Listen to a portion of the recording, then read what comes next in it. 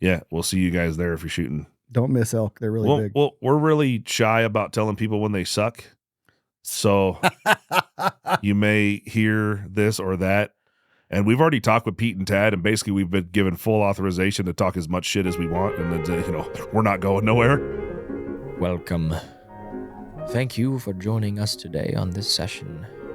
I understand that your urges have been increasing dramatically when it comes to shooting and killing things. Some may say it's comparable to Joe Biden's urges to fondle the little ones. Canoodle them, that is. Rest assured, because today we embark into the world of shooting and hunting. Joining us now, Jake Mushaney and Ryan Avery.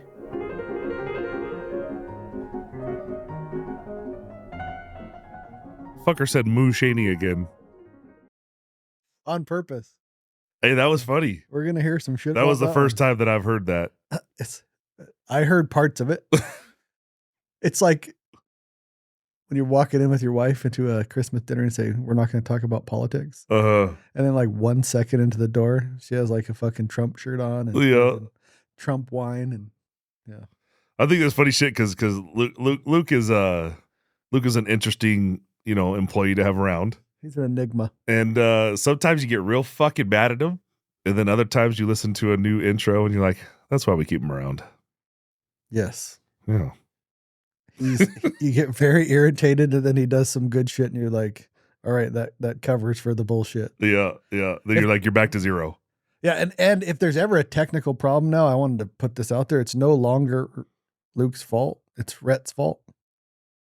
So when you email marketing at shoot2hunt.com, you got to blame Rhett now, not Luke. Yes. Right, Rhett? We were like lately in the last 4 or 5 podcasts, it's been a real chore to get the podcast started because for those of you that don't know, podcasts are hard work and a pain in the ass and all of the above. Staying consistent. It's like, I think it's like teaching a class. You have to be, your energy level has to be there. You can't just be having a bad day and jump on the fucking microphone and people don't want to listen to you when you're all humdrum. No, like you have to have good content. You just can't come on and so I guess it's up to you guys. You guys have got to spur this on because we can keep it going as long as we have content to talk about. And it can't just be up to me and Jake and form. There also has to be some feedback from the listeners, which you guys are doing a good job, but go to SpeakPipe, go to podcast@shoot2hunt.com, send us what you want to talk about. And the majority of stuff we're talking about, it seems to resonate with other people, even if they're not the people that actually asked for it. But we don't want to just come on here and just me and Jake talk about the weather. So we also had some good comments. We had Carl Mays on recently, and people enjoyed some topics other than just the shooting and hunting. So we recognize that, and we'll probably bring some. We're going to do some local business spotlight kind of stuff, and hopefully bring some people on that may not be in the hunting or shooting, but just good people. I had like an honest amount of like 8-9 PMs about steroids in my PMs, which nice. I thought was funny, and I didn't really think about it. And I was like, Rhett, how much did we talk about steroids in that fucking Carl? You don't remember my whole little shoot up a little bit of trend before you get started? Dude, I don't remember like 20. We walk out of here and it's like, when I listen to the podcast, it's like a brand new fucking thing I'd never even thought of or heard of. So it's like, we talked about that. Don't do drugs. Don't do drugs, kid. Drugs are bad. Your memory turns to shit. Okay. So anyways, long story short is I didn't remember none of that. And then I got steroids this, and you should do this. And if you listen to the podcast, I said I wasn't taking them. It's all novel concepts to me. And those should be go to Jake and Carl because I don't know shit about any of that.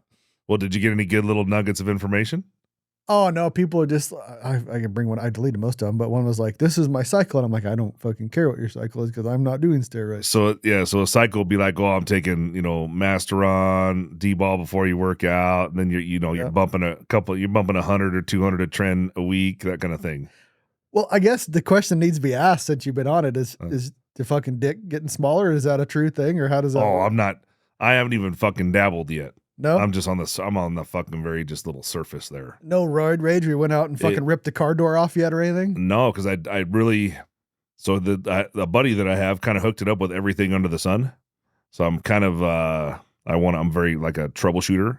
So I'm going to take one and then see how that affects me, and then maybe double it up with something. And then once I know that one's stable, I can test a second one and so on. And Still on it there. So here's the thing. How do you know it's working? So we started talking about like the schedule, right? So if you work out consistently and you have a workout schedule, in other words, you do push day, pull day, back day, leg day, then you take a day off and you repeat that cycle. Well, every 5 days you're doing chest. You know exactly what you lifted the 5 days before as far as weight and reps and so on. Like I remember the weights and the reps.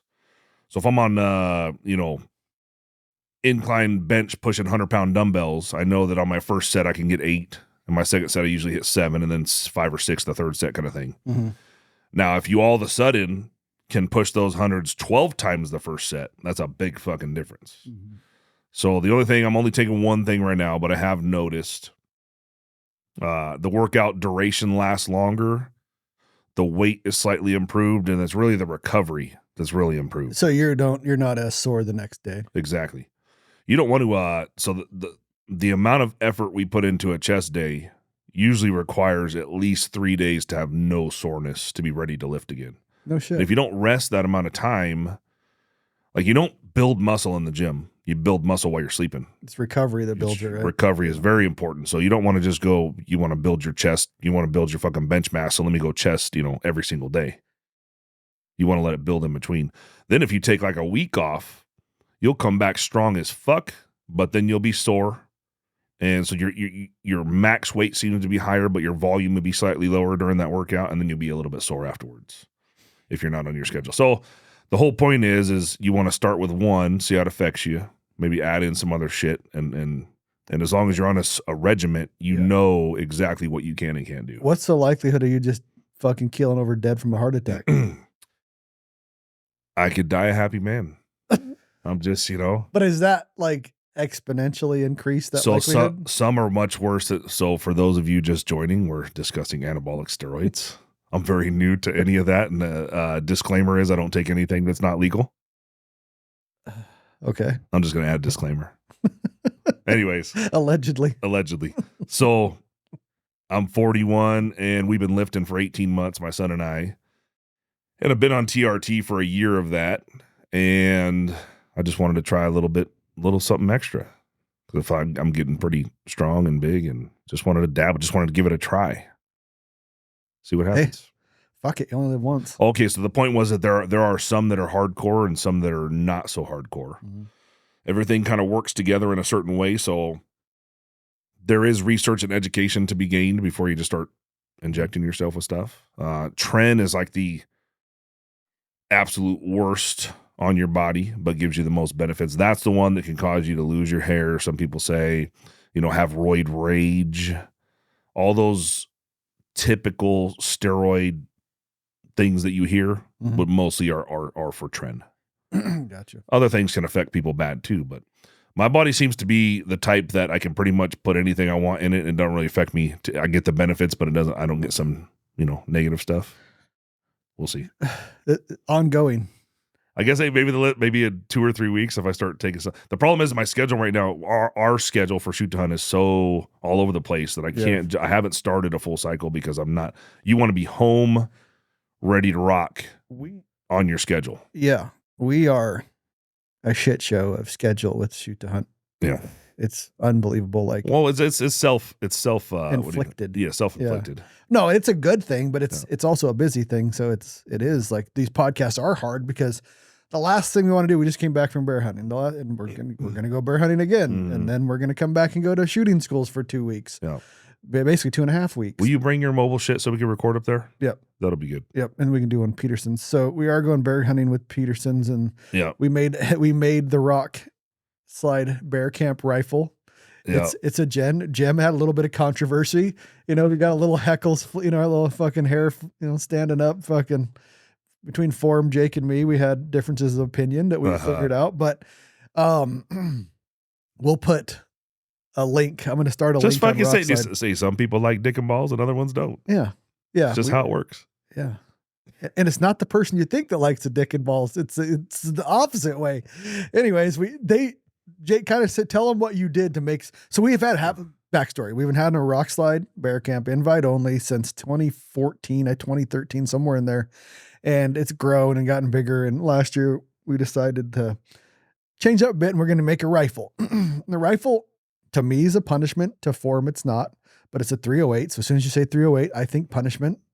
You know, you're going to shoot a rifle that is ballistically inferior and it has recoil. And there's just to me, it's a punishment. To form, it's longevity thing. You can shoot that rifle for 20,000 rounds. So he wants it. And I do too. I mean, we both came as a collective, we came to this agreement that we were going to make it one way, ugly as possible, which to my opinion, it is. And we were going to make it so it has longevity. And then Peterson came in and said, we're going to make head stamp brass that says Rock Slide Bear Camp, and that's 308 rock. We'll throw it up. If you're watching YouTube, we'll throw up the head stamp on the video there. And it came together awesome. And Jake, you went to your team and said, what with the rifle? I handed it to Audrey, one of our 3 full-time Cerakoders, and I said, Audrey, because she's an airbrusher. She has a lot of artistic ability other than just spraying. And I said, make it the ugliest rifle anyone has ever seen. That was the only thing I said, and I gave her the rifle. So we have to do its own video. So we'll have a follow on Instagram. We'll put the video on. We'll have Luke up there. We'll do we gotta name it too. Like it should have a real name. Us describing it doesn't do it justice. No. It has to be seen. So, and I will say, so it already was used to shoot at one bear. It's already got bad juju because she missed. A swing and a miss. Yeah, no names here, but the fucking 185 Juggernaut was going so slow that I caught the bullet on the video. You can see that. It's going so slow, the bear jumped out of the way. It kind of jumped the string like a bow. So it's basically, it's like it's subsonic, right? Like the sound got there before the bullet did. Yep. Or like in slow video, almost looked like the bear batted the bullet away. Yeah. Oh, poor fella. Fucking 308s. Yes. So yeah, we'll do an independent video of that when we're up at bear camp. And maybe we'll include that with the podcast and shit. Do that up there. This seems weird. That's all right. All right, we're doing 1.2 take. Yes. It's like, what's the little thing goes? Like, yeah. Yeah, we had a little fuck up with our card. I don't think ran out of memory anymore. No. Take 2. Take 2. He's gonna cut this in right after we were talking about the bear camp rifle. I think. Well, let's hope that everything we talked about is still in there. Yes. And then we can jump into this one. Jump into this. We're giving the Stone Glacier rifle away. It's taken longer than we anticipated. We should call it something different than just it's really the Maven Shoot to Hunt Stone Glacier giveaway. Yeah, we're trying to get more pub on it, and people are bringing it up on Rockside, and I didn't see that thread. Forum pointed it out to me that we are giving it away. We're not like hiding from you. So here it is, and it was funny because I'm like, damn, I have given away 3 or 4 rifles and various other things on Rockslide. And I give them away and you're like, fuck, I never hear about it again. Yeah. Was it a piece of shit? Was it awesome? Yeah. Thank you. Go fuck yourself. Whatever. You don't hear anything. Yeah. And I said, man, it would be cool if this is our pre-talk and you can hear it live. This was totally random. Yeah. And we pulled somebody's name that was funny because I don't know them, but I know of them. And we were just talking about them yesterday. And the funny part, like when we gave away, we did the paid raffle ticket. So not a giveaway rifle, but a raffle rifle. Mm-hmm. We did that out here at the Haha event. And of all the people that bought tickets across the world, like that was like, you can't fake it because every one of the 500 tickets was numbered. Out of all the people that bought tickets, the dude was here at the Haha event that won the rifle. He was standing next to it. The craziest thing was 30 minutes before. Yeah. He said, yeah, I'm done with my classes because he'd only bought like 4 or 5 of the classes. He said, I'm just waiting here to win this gun. Just tongue in cheek. Yeah. And fucking 30 minutes later, he won it and he was like flabbergasted. And Maddie went over there and like, just randomly pulled the little you guys had the little thing where you roll it in the tickets, you roll them in the big thing and pulled them out. Yeah. Yeah. That was cool because he was here, he was excited, and he's going to use it. He's a previous unknown customer. Oh, yeah. And I'm not saying we should cherry pick because Rockslide's been said we were no, we don't fucking cherry pick. Yeah. It's a random fucking drawing. We have a live recording we're going to put into this where you draw the guy's name. Yeah. And it's just cool that the guy is going to use it. Actually, I'm going to take a little bit because you can see the dude's name here. We'll do a little side video and then tie that in. Yeah, because, you know, the other part of this is, you're giving a rifle away and you hope it goes to a place they're going to use it. But you also hope, you know, on the selfish side that you get more publicity once they get it and start showing it off. And that's not how it always works out. So I guess we're going to give him a call, but the winner of the rifle is... Shit, I don't remember his name. Ward Brandstetter. Ward Brandstetter. And like we were saying, it just so happens to be a friend of a friend, and, you know, that's fantastic. I'm sure he'll get his use out of it. It's a 7 PRC Tika build. It's got an ace barrel on there with the ratchet fluting. It's got like the sonic blue. Oh, it's beautiful. All tied in through. Oh, yeah. It definitely got, you know, some rifles that we put together and paint, they just have a little bit of a different feel. Yeah, and some don't, like, you think they would... Like, say, for instance, you just built your rifle, and I know you're excited about it. When it walked in, I was like, fuck, that's a good-looking rifle. Yeah. And I don't know the colors, but there are definitely some OD colors, and there's some... It's got that fucking burnt bronze with that new crocodile in there, and they're both a little... they are a little sparkly. Sparkly don't really come through too much, but it's got kind of the torn camo pattern is the thing we've been doing lately, leaving some exposed carbon on there with some spider webbing. But it just looks fucking badass. Painted that MDT double pull lightweight skypod all matchy. Got Diligent Defense Enticer STI on there. That's a can. Oh, yeah. And it's the infamous 6.57 PRC. I know you guys have been waiting for load date. I'll tell you that as of today, the rifle's going through final fit and finish, Loctite, all that good stuff.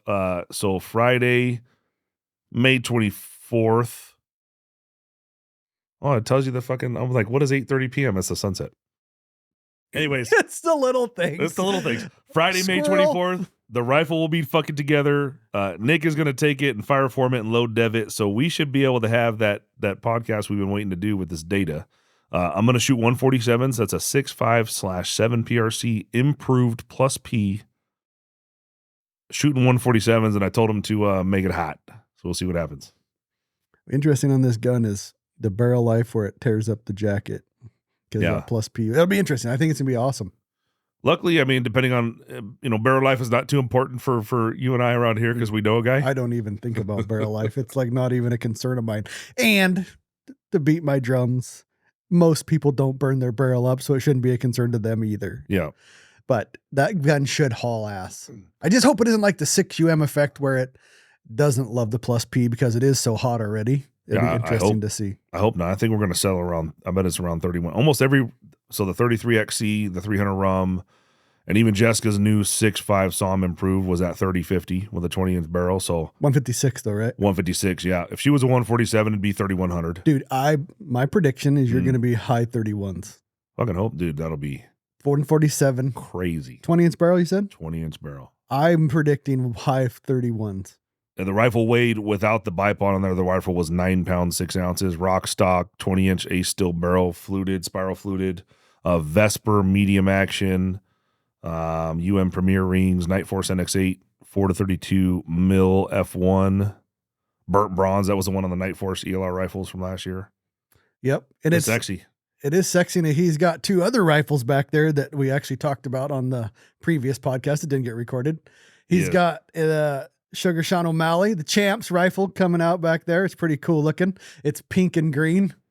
It's pretty badass. It is. The colors together are pretty awesome. They look maybe more WWF than MMA. So about 2 years ago, we ran into O'Malley before he was the champ. He was an up and comer in the UFC. Really nice guy. And it was funny because I sent the picture of just the pink and green the barreled action to my daughter and son and wife. And I said, whose rifle do you think this is? And the funny thing you said about, is he straight or not? Do you know who Jeffree Star is? No. He's a gay conservative makeup artist, dude. Okay. He puts makeup look like a chick. And my daughter said, is that Jeffree Star's? And I was like, no, it's not. But because it is like neon pink and green. And that's Sugar Sean O'Malley's colors. So I'm sure he's going to love it. I did just, so we had a couple visitors in the shop during our little, interim. we walked back there and said, "Oh, check out this rifle." And I mentioned his name, and they did have something bad to say. I don't know if this is true or not, but apparently he's like he passes his wife around.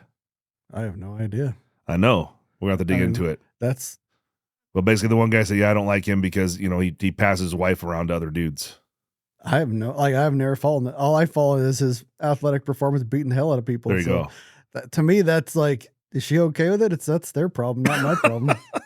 It is kind of a personal thing, but I don't think it's personal to them. I think it's we'll see. No idea. Meeting him, he is a super nice guy. I shouldn't spread shit that I don't know if it's true or not. This was just what somebody just said to me. So don't know if there's any merit to it, but not that it matters to me either. No, that's between him and her. The rifle is sick. Obviously he wants a long range rifle and, yep. And to do it justice, MOA Rifles built the rifle for him. We're just doing the Cerakote job. Yeah. Yeah. It looks good. And then my wife's having a rifle that she's been bitching at both of us for a while that she didn't have. Mm-hmm. It's called the Hog, and this Hog's not what you think of. It's going to be a 6UM, very psychedelic colors. And we'll have a podcast with her to let her explain it, because it is kind of if we just explain it on face value, it needs a long format because it's got this thing too. Like if you lift up the stock, you look at it, it's like, right? Like it has like the rays. It does. And then you can see the outline like this, you're like, oh. Yes. But what I was trying to encapsulate into all of that, if you take the Stone Glacier gun, the O'Malley gun, your new rifle, Tanya's new rifle, is the depth and level that your Cerakote team can do.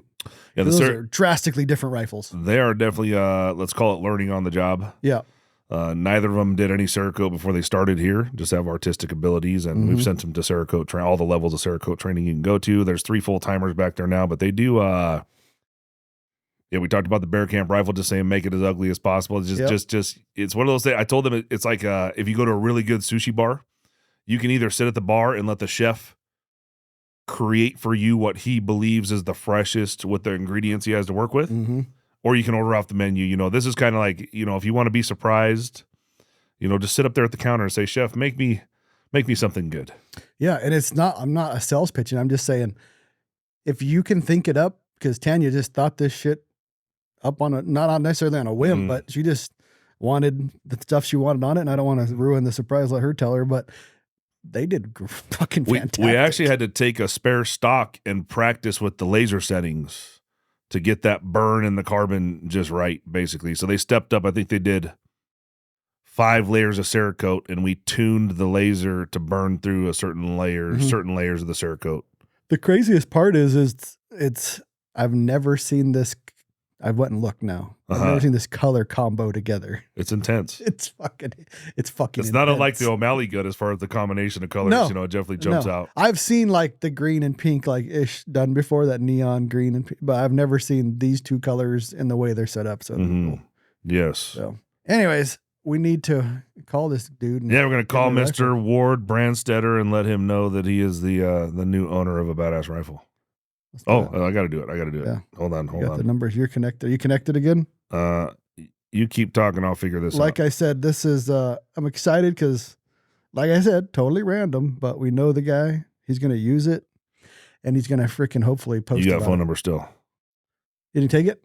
No, you got the phone number. I never dialed it. Oh, you never dialed it? Just call it out. Oh, maybe we shouldn't call it out online. Call it out online, but I'll show you it. All right. Let's see here. We got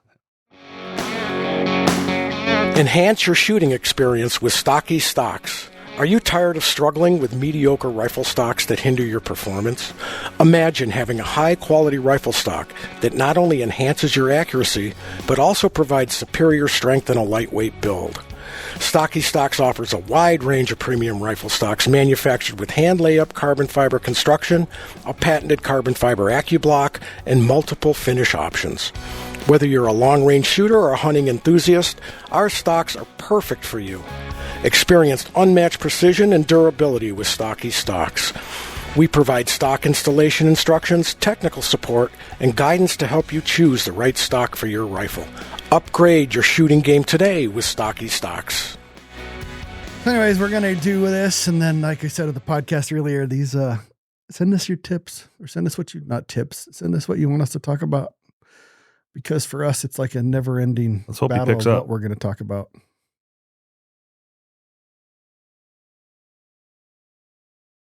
Maybe he's Is it ringing? It just says calling. I'm definitely through the roadcaster here with the Bluetooth. It's a freaking Oregon number. You can't trust those people. I don't think it's ringing. Did it not? It didn't know ringing. This is it's just stuck on the calling. Oh, what'd it do? Oh, let me see if he's on the phone here. Hold on. Nope. Oh, we didn't hear it through the damn roadcaster anyway. Nope. Didn't ring. Wow, that was a lot of buildup. Dun dun dun dun. What other numbers do you have on there? That's an InReach number. InReach and nothing else. Let me text. I'm gonna text him. Say, answer the phone, bitch. You know what's funny? He said John. All right, here we go. I'm gonna message him. I'm gonna say doing things live is fun because you really never know what's gonna happen. You want a rifle? Call me back.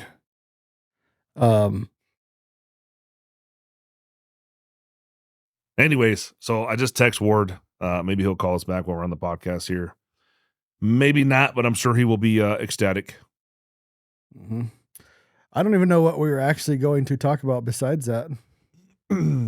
Well, we could talk about the bag thing. Oh, yeah, we have one of those here. So we got quite a wide variety of shooting bags now available from both Unknown and Shoot to Hunt. Yes. Shoot to Hunt is particular. They have some added molly on the side of the molinators. The molinators is basically the shape of like a molar. That's what we call it, the molinator. And it's got some ridges up on top, but it's basically what do we say it is? 5 ounces, 4.5 to 5 ounces. Yep. Incredible shooting bag for the field. Very versatile, even as a pillow.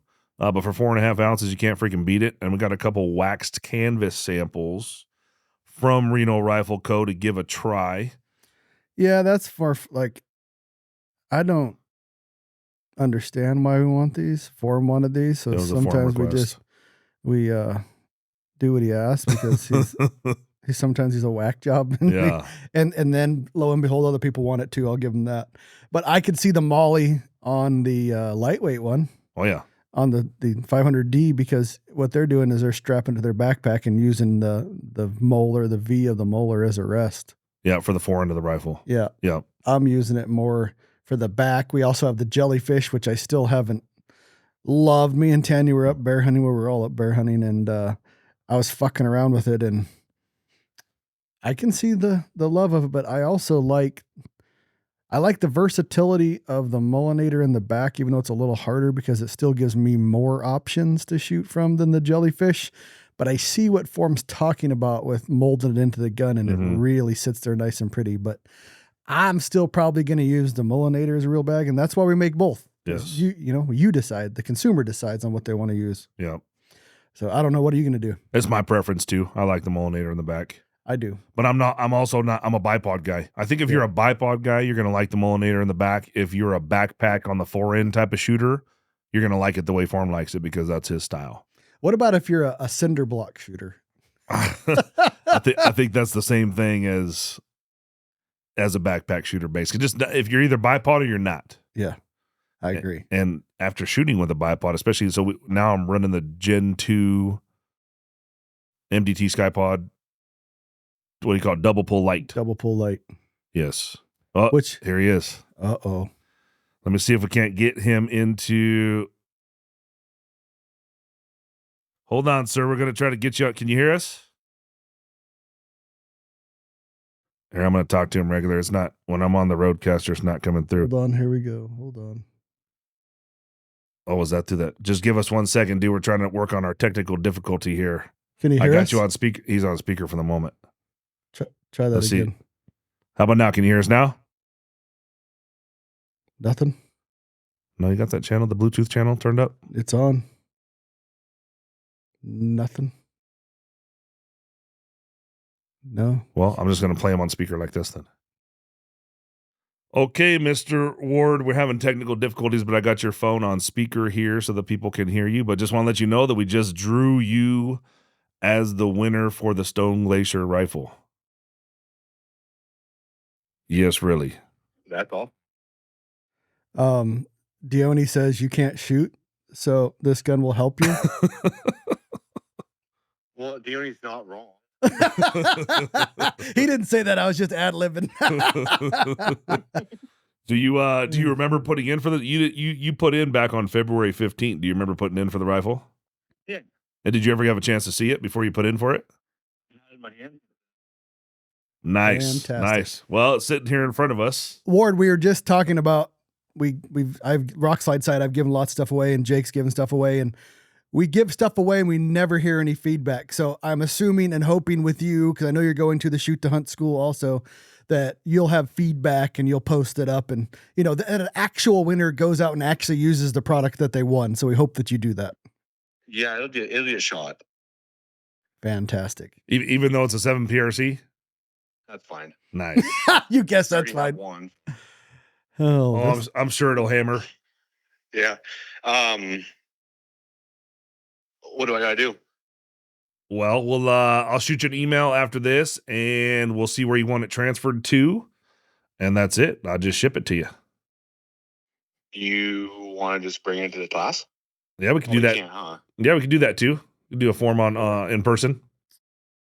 I don't need it in the next 2 weeks by any means. So What are you going to do with it? What are you going to hunt with? What are you going to hunt? I don't know. Anything that moves. I want to know what bullet are you gonna shoot? 195 burgers. Oh shit! You don't want to shoot that No, shit. probably 180 LDMs. There you go. Nice. We're actually just looking for those. Those are few and hard to find at the moment. Yeah, I probably have 600 of them. So. Oh, nice. What gun are you bringing to the Shoot Hunt University? Guns. I'm bringing a 223. Oh, nice. I have a 22 Creedmoor long barreled heavy varmint in a Tikka, and I have a 22 Creedmoor with a carbon 6 barrel that I hunt with, in a Tikka, and I have a Sig Cross and a 6.5 Creedmoor. Wow. And now you have a 7 PRC. There you go. And I have a 28 Nosler and a Christensen that I don't ever use anymore, and some other stuff too. Well, once you shoot this rock stock, you're probably going to want to have a couple more rock stocks, I imagine. Must be why Dione made the comment that I will 100% have a rock stock. There you go. And sounds like you'll have a 28 Nosler up for sale. Yeah, it's already for sale. I'm just a hoarder. I don't ever sell anything. So. Get on those rock slide classifieds. Yep. Well, congratulations, sir. Yeah, just to let you know, so you're gonna have to pay taxes on $100,000 rifles. So that comes out to about $5,000. Just fucking around. Well, congratulations, dude, and we'll see you soon. Yeah, and awesome. Thanks, I appreciate it. No problem, dude. Later. That's funny. Dione's like, oh, you can have a rock stock for sure. Nice. It always feels good when somebody gets it. That. Yeah, like I said, it is like on our end, you give something away and you put your time, effort into it, and then nothing. Mm-hmm. It's kind of like, why people fucking hate prize tables. Sponsors hate prize tables at shows. Yeah. Because the guy fucking takes the most expensive thing, turns around and fucking sells it, and basically you get nothing out of it. Mm-hmm. So same kind of thing. Mm-hmm. I get it. Yeah, I think a lot of the competition prize table situation, I think people are trying to rethink that a little bit at this point. Mm-hmm. It's always the same stuff, or like you said, it's just the same process for these guys. Same process. They know the best shooters are going to win the best stuff, and they're just going to turn around and sell Obviously, it. with Unknown Munitions, we probably get 10 emails a day, asking for this or that, for this or that. Yeah, and there's got to be a better way. Yeah. I don't remember, I listened to a podcast and somebody was saying that it's maybe, I get it. If you are the best shooter, I get that side, but if you're trying to grow the sport, you should damn near almost give the top things to the worst shooter or the middle of the pack shooter. Yeah. But because bottom line is gear does help you, Oh, you're even in like NRL Hunter, there's a game, if you want to win, if you're watching the best, they're using tack tables, they're shooting 2 different tripods, they're shooting triple pulls, they're gaming it a little bit. Yeah. It's not, I don't know a lot about PRS, but that seems like 25-pound rifles are gaming a little more. Mm-hmm. But there is a gaming aspect to all these competitions. Oh yeah. So that's one thing I do really appreciate about the Shoot Hunt University is whatever you brought, it gives you can shoot a bipod, but the way it's set up is it's not going to be beneficial to you. It's also kind of cool because you get guys from all different parts of the country. So I think this year's paid class, there's probably 8 different states people are coming from the east to the west, and you get to see all the gear that they bring. You can even people are very willing to let you try this or try that. You're at the school, we have rental rifles, you can beat them up, do that kind of thing. But if I had my own rifle and you're like, oh wow, can I shoot that? And I'd be like, no problem, dude, go ahead. And the other thing I really like about what you see, especially I've probably witnessed 3 or 4 classes now, shot in 2, is you shoot enough to start seeing trends that we talk about that people say don't happen. You start to see certain equipment go down. Yeah, certain scopes fail every freaking class. Yep. And you start to see that because you're not shooting 15 rounds, you're not shooting 50, you're shooting 400 to 600 rounds. Yeah. And you start to see the trends in shooters that they say never happen. And there's so many like repeat 10-shot groups that if you're, if your 10 shots is coning over here in this area, and then you happen to knock your rifle over just during the course of the class, through the course of fire, things start to loosen up, heat up, that kind of thing. You literally watch your freaking cone move to the other side of the paper, and you're like, well, what the fuck happened? Well, it can only be one of a few things. Is everything tight on your rifle? Yep. And that's then another thing you start to pick them apart. Yep. Is your freaking barrel touching your stock? Yeah. It starts to be noticeable. It's like goes back to what happened to us last week is there's no for sure shot. 150-yard shots are not for sure. No. So it's like, I don't know. I just like it because it starts to, the stuff that you're preaching starts to, the chickens come home to roost, and you start to see that in action. And 5 days of intensive shooting, you start to see lots of patterns. So it's fun to see. It's a humbling experience. Myself, I've done like one of the drills for the class, and I basically blew it out of the water. So with my 300 rum. So if like, let's say 100% was the average, Jake got a strong 40%. If 100%, no, I was better than the whole first group. The whole first group? Yeah. You got a 6 out of 20. And that just so happened to be the best score. No, I shot it. My worst. You weren't even there. 13. You didn't even count. Before. So like, if the highest score out of 20 is a 1 and somebody shoots a 6. So if you're like grading on a curve, like that's exactly what I'm talking about. I see your there may be a possible 20 points, but if the best freaking score of the whole group was a 6, then it's out of 6 I at shot that a 13 point. day before, and that was not my best. I technically shot a 6 out of 6. All I'm saying is this course shows you these patterns and tendencies. What it showed me in the 20-second drills was, and we can go into talking about a pack after this, is that your gear and the way it's set up is almost for sure not optimized for expedient delivery. Whether it be to start glassing or to start shooting, your pack should be set up in a way, because how many times do we stop and glass? If you're not stopping and glassing frequently on your hunt, then you're probably not killing many animals, I imagine. Got to find them to shoot them. And how long do you want to spend going through your fucking pack trying to get your shit out just to sit down and glass for a minute? Well, you got to pull out your tripod, get your binos out, maybe your sit pad, maybe some snacks, probably your puffy, because as soon as you sit down, you start to get cold. And it's all these little things. And if you got to get all the way in the bottom of your pack in the fucking furthest inner zipper that you have just to get to your puffy, your shit is not set up properly for hunting. What do they call it? It's economy of motion, right? Yeah, yeah. So this is like, I love this because I used to think this is stupid. I used to think this setup and being able to shoot quick is stupid because, man, I was just an ambush hunter. I would go to a place with this biggest fucking gun I could pack around. It was an LRKM. It was a great big ass 338. But I also noticed that when I just went to that, I wasn't killing as many animals and was seeing as many animals when I was just going to a spot and stop. So like, man, I got to cover some country again. And that went back to this where I don't always get the animals on my terms like I was ambush hunting. If I'm not gonna lie, if you are an ambush hunter, that's the only gig you got. You go sit on your perch and you can shoot from that perch. And that's the only thing you do. This class probably isn't for you. But I would say 90% of the other hunters who kind of do do lots of different things in their hunting. They're ambush hunting, spot and stock. They're just walking to a spot and bump animals. This class is the best I've seen from zero to you shooting with from your pack on to killing the animal as fast as ethically possible. We've beat this to death, but I just want to tell people you start to get into these patterns and I'm the guy that did come from all that side, but now I'm like, I have missed opportunities because I wasn't efficient getting my pack off, having the shit I needed on my pack to get access quickly and get into a shooting position. And the bag setup is a huge it's huge. It goes into huge of making that end result quick and efficient. Oh yeah. Not just glassing, but also when you stop because you're tired, you don't want to get shit out. If I got to dig to the bottom of my bag, or I got to fuck with 8 straps to get the stuff out.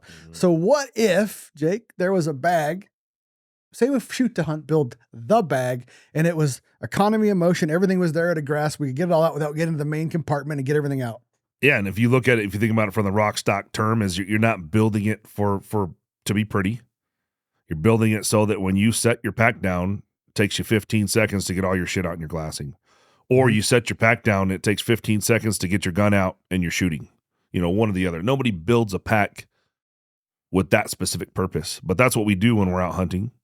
You're stopping, you're putting your shit away, taking them back out, getting your puffy out, getting your puffy on, Yep. getting your optics out, getting your optics back in, tripod in, tripod out. Like that shit should be easily accessible and also secure.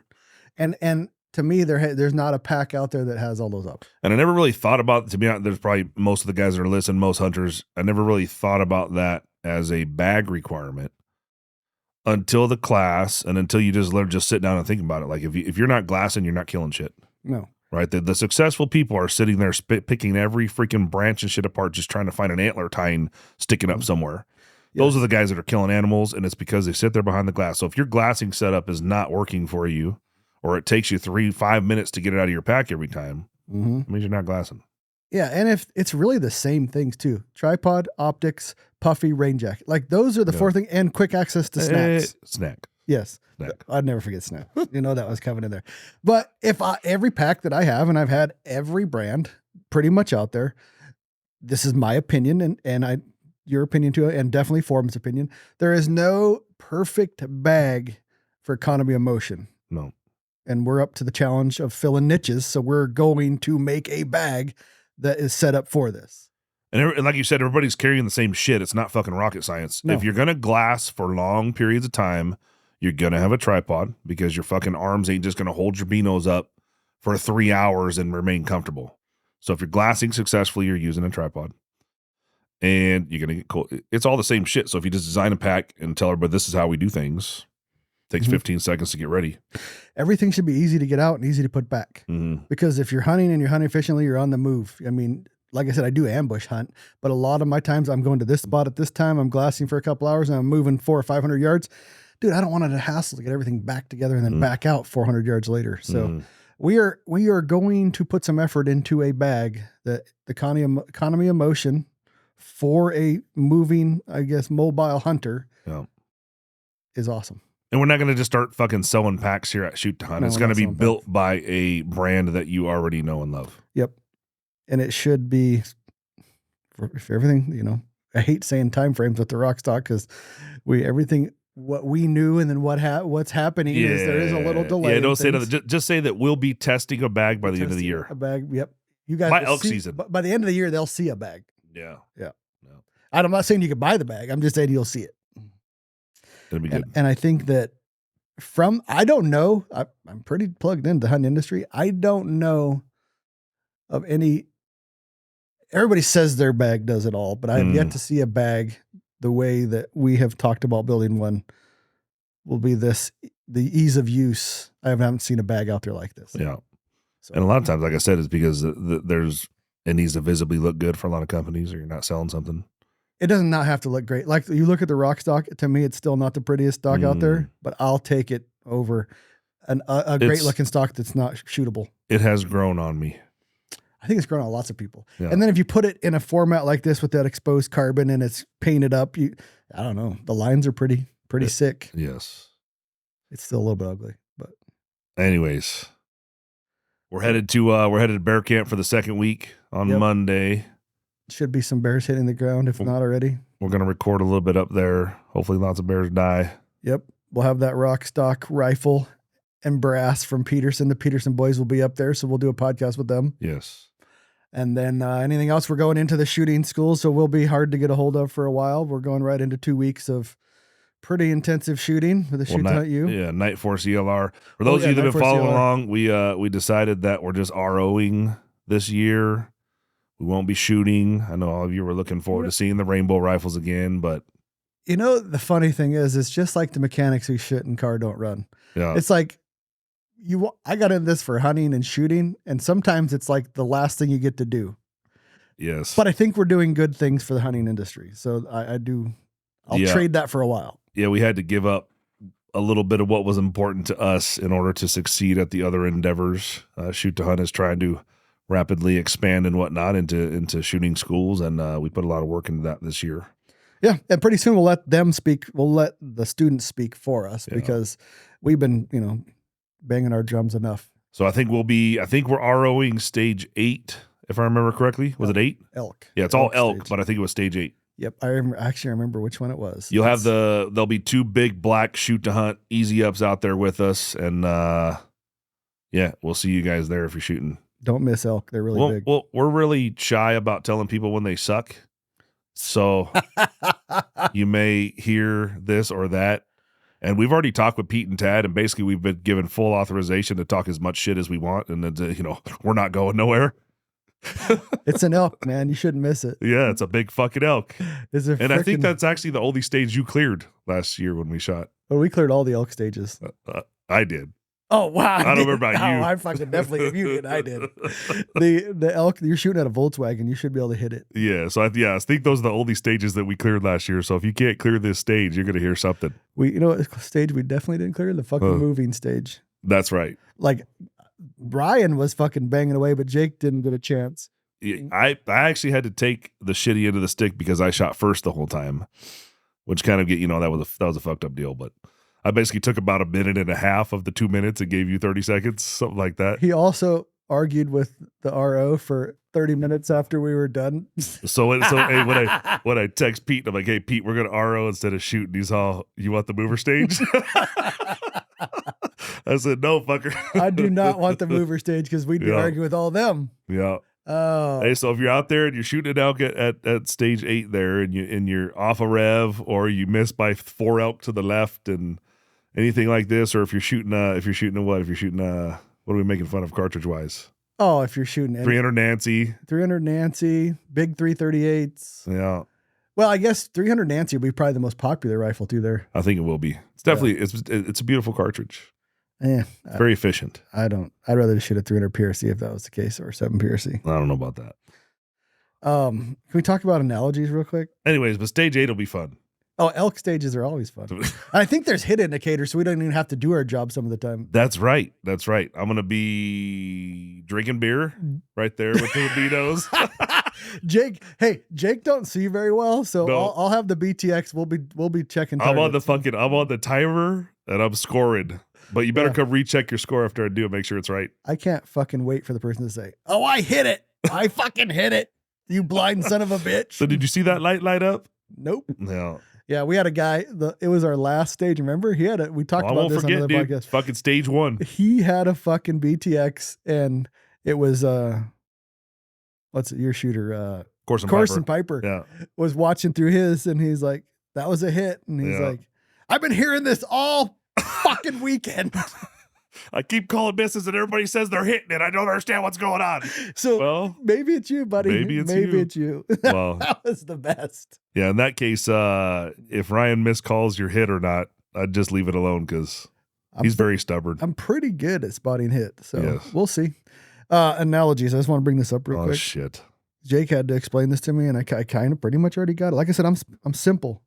But if you use a truck and a Subaru towing stuff as your energy and terminal ballistic argument, you're probably wrong as two boys humping. This just actually kind of reminded me. You should probably, as the owner of Rockside, you should come every podcast. You should have like the dumbest thing ever said, right? Like during that week or two before, and come in with this fucking some bullshit somebody said, and call their fucking I'm going to their fucking handle name. I just don't, whatever their handle is, because it ain't a real name. Yeah, if you're using your terminal ballistics and you're using a Subaru pulling a trailer and a F-250 pulling a trailer, you probably need to rethink your algorithm, if you will, because it doesn't make any fucking sense. I understand, because Jake brought up and I understand the tool argument, but that makes no sense to me. Well, in the end, I mean, until you witness a 6mm kill a number of animals without failure, you really have no room to talk.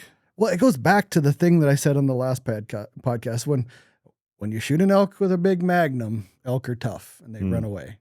You shoot them with a little gun and they run away. It's too small of a gun. You can't have it fucking both ways. Mm-hmm. It also comes down to bullet design. And we already hashed this all out in plenty of podcasts.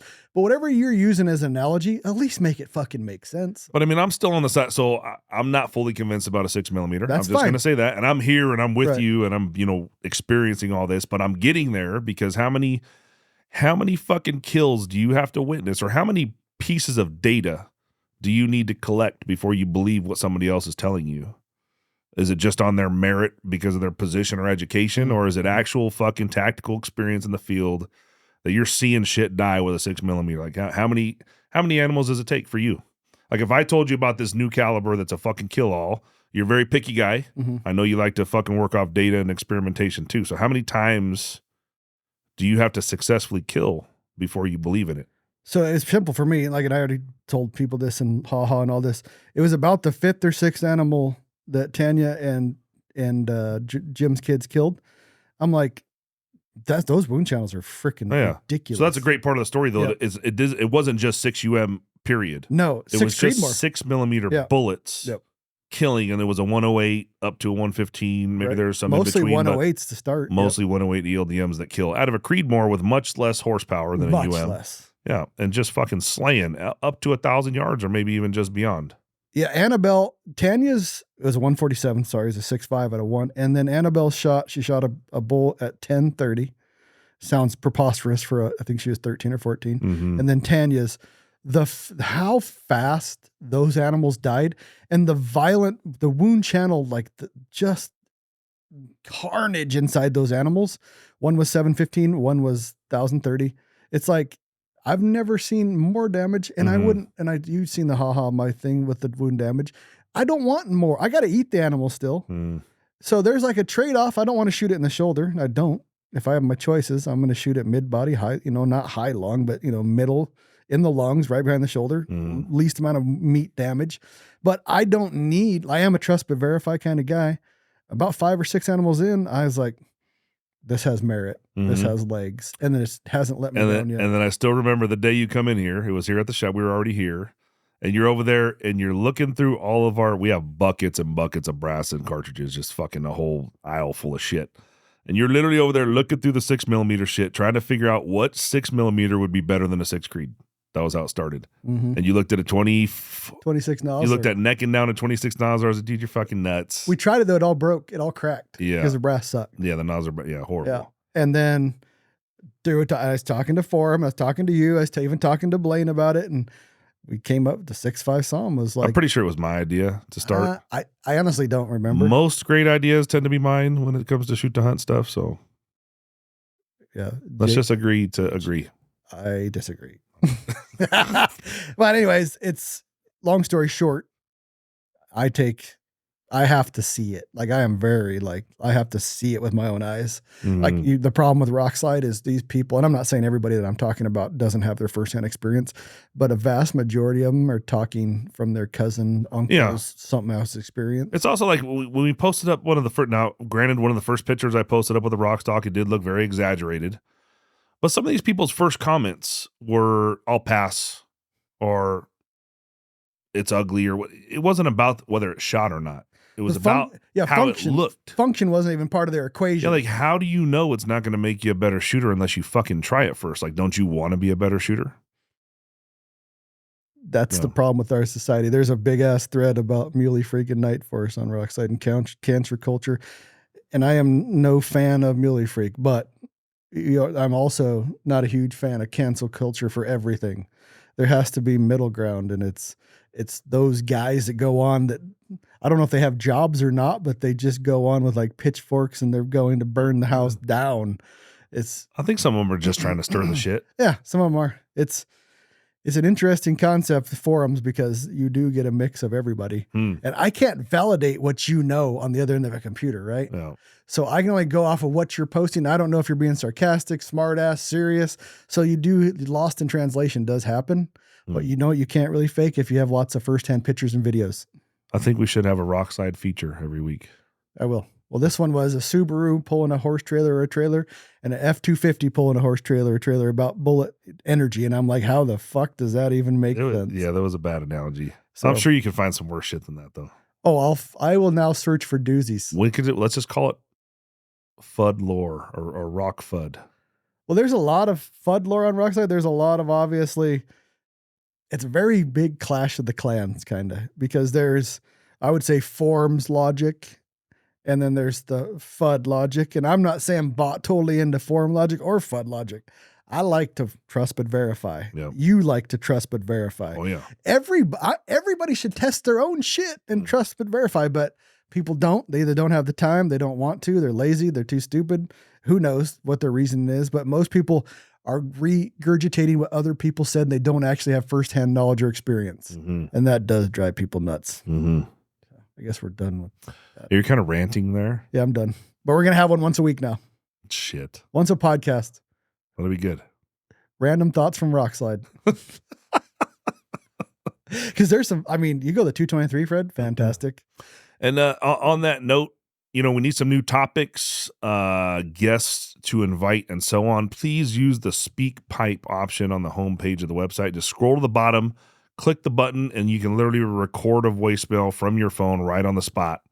And then we play these back like this guy who we have. That's the fastest way to get on the podcast, is speak pipe. We look for the speak pipes. Those of you, and writing in is okay, but if you get past, it's kind of like the difference between a text and a phone call. Mm-hmm. If it takes you approximately 1,500 words to explain what you're trying to do, you should probably leave a voicemail. We're good with bullet points. We're good with bullet high points. level. Yeah. And I think we have one speak pipe here to listen to. Speak of a speak pipe. Mm-hmm. Question for you guys. I've been shooting my whole life, left eye dominant, and never had a left-handed rifle. How much more effective is it really going to make me? Is it worth the hunt for a left-handed rifle? Thanks. Did he say if he was left-handed or only left eye dominant? Left eye. So he must be right-handed, left eye dominant. Well, that's Mason. Lane. Yeah. So we both have sons in the situation. So I have Lane has shot left-handed. Lane has shot right-handed. Here's another caveat to this. My first answer is no. Just keep shooting. Keep shooting right-handed. Especially, I mean, he sounds like he's got some age on him. Yep. So you've probably been doing something for most of your life a certain way. You don't want to change then. Are you predominantly right-handed? Because it's a learning curve if you're just left eye dominant, but you're right-handed and everything else. Yeah. Because you're going to have to relearn everything. And you can shoot left-handed. We actually, in the Shoot University, you do shoot left-handed some of the time. He makes you get it uncomfortable. From Lane's perspective, I tried to make him shoot both because he was a weird kid. He's kind of ambidextrous. He would get up to the bat, and he'd do left, and then he'd do right. And then but he ate right-handed. He threw right-handed. When he shot left-handed, it was terrible. Yeah. It was natural for him to shoot right-handed, and I just made him. You have a patch for Mason. I just made Lane close his left eye. I bought those fucking eye patches in bulk on Amazon, and I just put them everywhere. They were in rain bags, trucks, Beano packs, hunting backpacks, just everywhere. Otherwise, I'd have to physically put my hand because he couldn't close one eye yet when he was young. Right. Now he can, and again, so that's somebody who grew up shooting right-handed as a left-eye dominant. He's been shooting since he was probably 4 years old, and now when he goes hunting, he's able to close his left eye, and it doesn't bother him at all.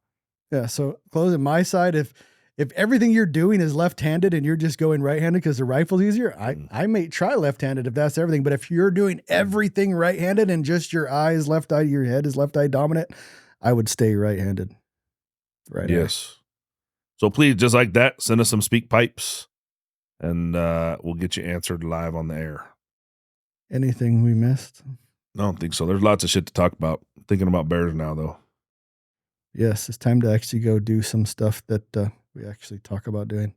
But we will follow up pretty soon on that 6.57 PRC Improve Plus P with some velocity data and comparisons with 6.5 SOM and 6UM. And we've been consistently getting notes coming in asking about that 6.57 since we started talking about it. Well, yeah, it's a lot of brass. Yeah. It's not as drastic for some to go to a 6.5 or a 6 mil. No. So it'll be interesting I wish you wouldn't have plus P'd it though. I wouldn't know what it stands on without it. But yeah, we could have did it like that before. And I want to start up here. You have an absolute dragster. Fucking work my way down. That is What? And I got corrected on this, by the way. What? Because I used to say I want my cartridges like a dragster to go fast and straight down the middle. Okay. But funny cars are faster now. Are they really? That's what somebody told me. He said, no, funny cars are beating dragsters. Well, so, I don't know about that. You know who's the expert on that? Victor. Is he? He'll tell you right away. Well, if that's true, I guess I want my 6UM to be a funny car. Well, I can't remember I think it's the winter. There's a raceway in Pomona, California, and I think they hold the first race and the last race of the season there every year. Mm-hmm. So I think I forget what the first one's called, but I think it's the Winter Nationals. Anyways, he's a big fan of John Force and the funny cars. I used to work on John Force's Prevost. And his daughter races now, correct? Oh yeah, I think multiple daughters, if I'm not mistaken. So the last time I ever watched that, there was two people I remember: John Force, and then he retired, but he was a commentator, Big Daddy Don Garlitz. Okay, yeah, that was it. That's all I remember from. That's all my fucking knowledge of any of that shit. Have you been to a race where they fire them up on the nitro and the? No. So they allow you. What's badass? So they're rebuilding. They're basically rebuilding the engine in between each run. And they have this whole pit crew that comes in. They rip the engine apart. And I think it's not the same every rebuild. Maybe every other one goes deeper or whatever. But when they go to light it off to get it spinning, they use nitro. Well, I think they're running on nitro too. But they allow you to get real close up to where they are. And they all have full gas mask on. And they're all around the engine. And they're tuning the engine when they fire it off. So you stand there and this nitro gets on your face. Oof. And your eyes start watering. And that can't be good for you. And it kind of burns a little bit, but it's fucking awesome. We're going to have to get Brozovich on there. He used to do that professionally. Really? Yeah, he used to race funny cars professional. Well, he says you don't talk about him enough. Well, we got to get him on.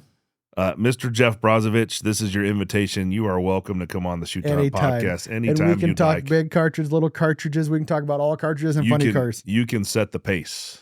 Absolutely. Well, yeah, nitro, dude. So it was just, and that's what made the dragster and the funny car so badass, is because it wasn't like NASCAR where you got to pay for a pit pass.